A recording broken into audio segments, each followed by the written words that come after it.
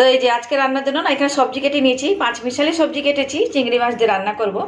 ওই বেগুন, ঝিঙে, আলু, কুমড়ো, ঢেঁড়স সব কিছু মানে যা যা ছিল সব কিছু দিয়ে এখানে কেটে নিয়েছি আর ধুয়ে রেখেছি। এইটাই আজকে চিংড়ি মাছ দিয়ে রান্না করে নেবো। আর এখানে এই যে কলমি শাকটা কেটে নিয়েছি, এটাকে আজকে রসুন ফোড়ন দিয়ে ভেজে নেব। আর এখানে মৌরি ভিজিয়েছি, এই মৌরিটা আজকে কাতলা মাছ দিয়ে রান্না করব।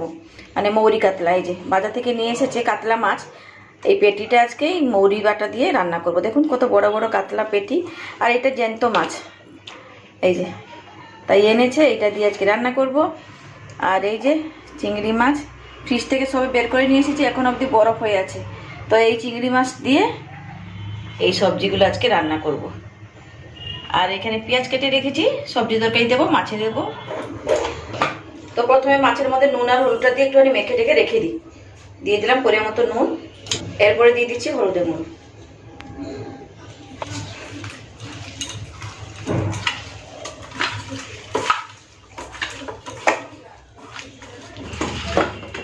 তো মাছের মধ্যে নুন আর হলুদটা দিয়ে ভালো করে মেখে নিয়েছি। তো চলুন এখন রেখে দিই, 10 মিনিট মতো রেস্টে রাখি। তো প্রথমে আগে এটা রান্না করে নিই, এই যে সবজি তরকারিটা, তারপরে মাছ রান্না করব। চলুন, গ্যাসে কড়াই বসে গরম করে নিয়েছি, এরপর দিয়ে দেবো সরষের তেল। তো এদিকে তেলটা গরম হয়ে গেছে। তো প্রথমে চিংড়ি মাছগুলো ভেজে নিই, এরকম দিয়ে দিই, তারপরে নুন আর হলুদটা দেবো।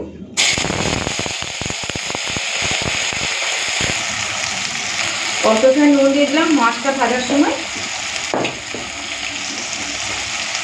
দিয়ে দেবো হলুদের গুঁড়ো।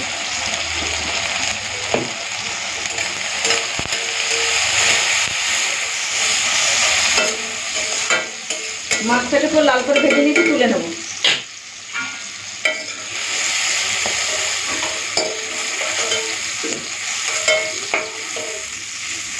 একটা শুকনো লঙ্কা প্রথমে ফোড়নে দিয়ে দিচ্ছি, আর দেবো 5 ফোড়ন।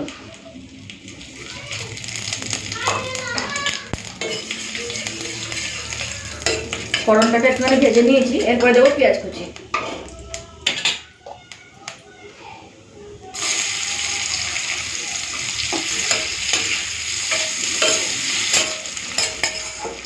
পেঁয়াজটাকে হালকা ভেজে নিয়েছি, এরপরে দিয়ে দেবো কেটে রাখা সব সবজি। এরপরে সবজির মধ্যে দিয়ে দিচ্ছি পরিমাণ মতো নুন, দেবো হলুদের গুঁড়ো।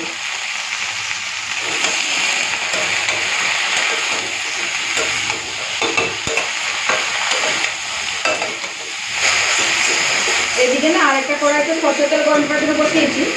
এখন ভাজবো পটল। বাজার থেকে কচি কচি পটল নিয়ে এসেছে, তো বলছে আমাদের জন্য দুটো ভেজে দাও। তাই পটলটা কেটে নিয়ে এর মধ্যে নুন আর হলুদটা দিয়ে দিয়েছি। আর এই যে তেলটাও গরম করে নিয়েছি, এরপর পটলটা ভেজে নিই, তারপরে কলমি শাকটা ভেজে নেব। আর এইদিকে এই তরকারিটা হতে থাকুন।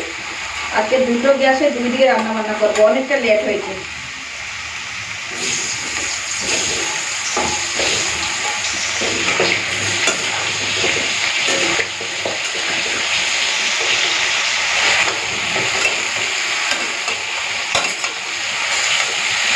এদিকে সবজিগুলোকে একটুখানি ভাজা ভাজা করে নিয়েছি, এরপরে কাঁচা লঙ্কা আর চিংড়ি মাছ ভাজাটা দিয়ে দেবো।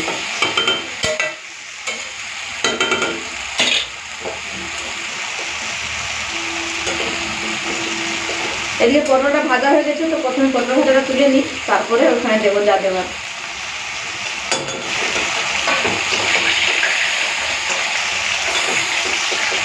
দিয়ে দিচ্ছি ভেজে রাখা চিংড়ি মাছ, সবগুলো দিয়ে দিলাম। কয়েকটা কাঁচা লঙ্কা দিয়ে দিচ্ছি ঝালের জন্য, অল্প করে চিনি দিলাম। তো চিংড়ি মাছটাকে না সবজির সাথে ভালো করে মিশিয়ে দিয়েছি, এরপরে দেবো পরিমাণ মতো জল।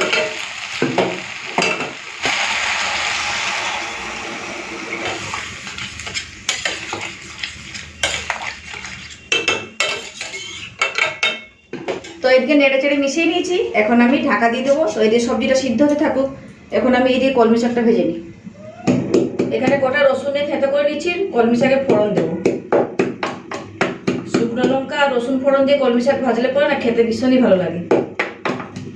তেলটা গরম করে নিয়েছি, একটা শুকনো লঙ্কা দিয়ে দিচ্ছি, দিয়ে দেবো থেঁতো করা রসুন,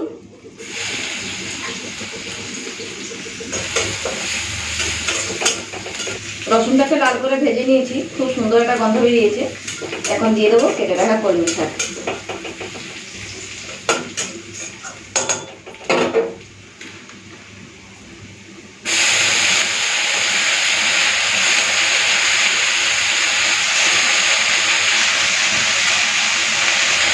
তো এখন শাকের উপরে দিয়ে দিচ্ছি পরিমাণ মতো নুন।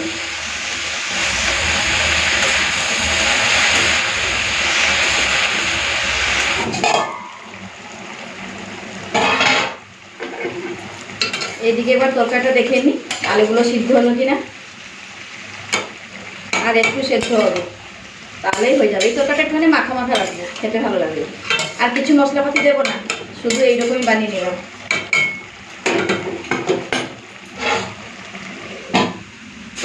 কলমি শাকটাকে ভেজে নিয়েছি, এবার নামিয়ে নেব।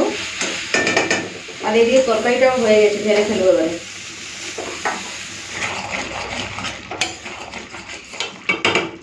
তরকারিটা হয়ে গেছে, নামিয়ে। আলুগুলো সিদ্ধ হয়ে গেছে, এরকম একটু মাখা মাখা রাখি, ভালো লাগবে খেতে। ঢেঁড়সটা আছে তো, খুব সুন্দর লাগবে।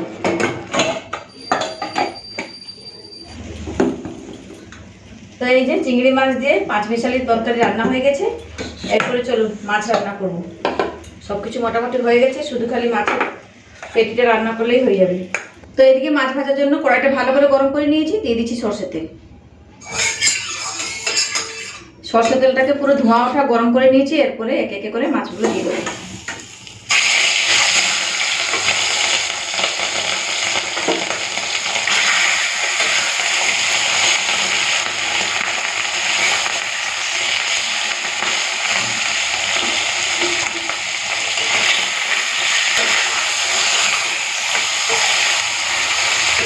তো এদিকে মাছটা ভাজা হতে হতে আমি এখানে মাছের জন্য মশলাটা বেটে রেখে দিই, মানে মৌরি, গোটা জিরে। মৌরিটা প্রথমে ভিজেছিলাম, তারপরে এড করেছি গোটা জিরে। তো একসাথে দিয়ে দিচ্ছি মিক্সারে। এরপরে এই আদা কাঁচা লঙ্কাটাও দিয়ে দেবো। অল্প একটুখানি জল দিয়ে প্লেন করে বেটে নেব।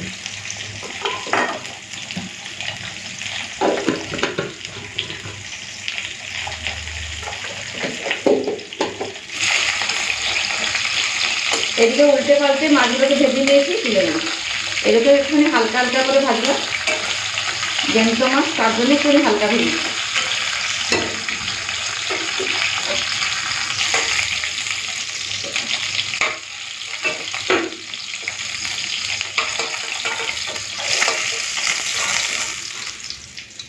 এই যে তো তেলের মধ্যে প্রথমে ফোড়ন দিচ্ছি গোটা গরম মশলা। এখন দিয়ে দেবো পেঁয়াজ কুচি।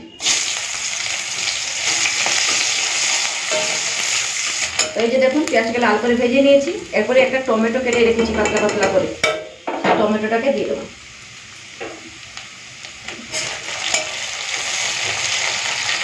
এখন দিয়ে দেবো বেটে রাখা মৌরি, গোটা জিরে, আদা, কাঁচা লঙ্কা।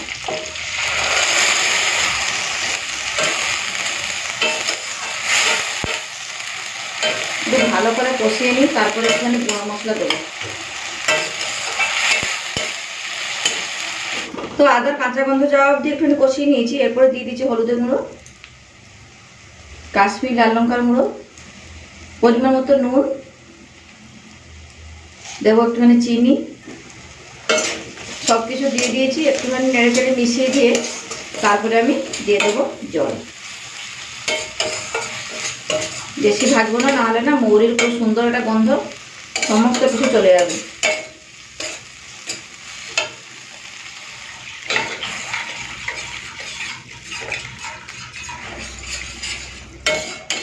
তো এখানে ঝোলটা ফুটে উঠেছে, এখন ভেজে রাখা মাছটা দিয়ে দেবো।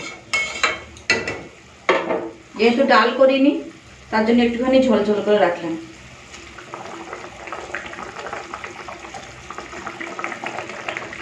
উপর থেকে একটু ধনেপাতা কুচি দিয়ে দেবো।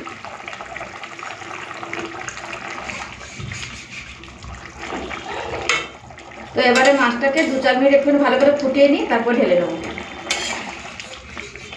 সুন্দর একটা গন্ধ বেরিয়েছে। এই যে মৌরি বাটা দিয়ে কাতলা মাছের রান্না হয়ে গেছে, ঢেলে নিচ্ছি। তো এই যে আজকে রান্না বান্না মৌরি বাটা দিয়ে কাতলা মাছের ঝোল, মানে হালকা পাতলা করে ঝোল বানিয়েছি আলু ছাড়া। আর এখানে করে রেখেছি কলমি শাক ভাজা রসুন ফোড়ন দিয়ে। আর এদিকে বানিয়েছি চিংড়ি মাছ দিয়ে পাঁচমিশালি সবজির একটা তরকারি ভাতের সাথে খাওয়ার জন্য। এটাও খুব সুন্দর হয়েছে। আর এই যে পটল ভাজা। তো যা যা রান্না করেছিলাম সব কিছু দেখিয়ে দিয়েছি। এরপরে খেতে পারবো, খিদা পেয়ে গেছে। সকালবেলা গেছিলাম শকুন্তলার বাড়ি প্রসাদ আনার জন্য। ওখান থেকে ফেরার সময় বাজার করে একবারে বাড়ি এসে এই রান্নাবান্না স্টার্ট করে এই কমপ্লিট করলাম। 2:30 বাজে, খেতে হবে। চলুন ভাতটা বাড়ি।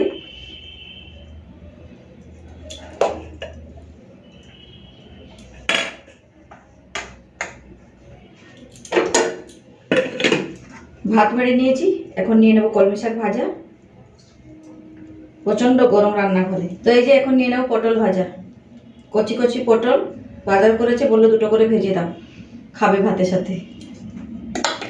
এই যে এখন নিয়ে নেবো চিংড়ি মাছ দিয়ে পাঁচমিশালি তরকারি। কটা ঢেঁড়স ছিল তাই ঢেঁড়সগুলোও দিয়ে দিলাম। চিংড়ি মাছ দিয়ে ঢেঁড়স তরকারি বানালে খেতে তো ভালো লাগে, তাই দিয়ে দিয়েছি। খাওয়া হয়ে যাবে ভাতের সাথে। ব্যাস নিয়ে নিয়েছি। তো এখন নিয়ে নিচ্ছি মৌরি বাটা দিয়ে কাতলা মাছের রান্না। একটু মাখা মাখা করে ঝোল করেছি, সুন্দর একটা গন্ধ বেরিয়েছে। আর আজকে ডাল করতে সময় হলো না, তাই একটুখানি এটা ঝোল ঝোল করে রেখে দিলাম। এটা মাখা মাখা করলেও খেতে ভালো লাগে। তো চলুন, মোটামুটি রেডি হয়ে গেছে। একটা গন্ধরাজ লেবু এনেছি, পরে কেটে নেবো। এখন খিদা পেয়ে গেছে, ভিডিওটা শেষ করি, লম্বাও হয়ে যাচ্ছে। তো এই যে আজকে রান্নাবান্নার মেনু, মানে দুপুরবেলা খাওয়া দাওয়ার মেনু। তো ভিডিওটা কেমন লাগলো অবশ্যই কিন্তু কমেন্ট করে জানাবেন। থাকলাম, টাটা।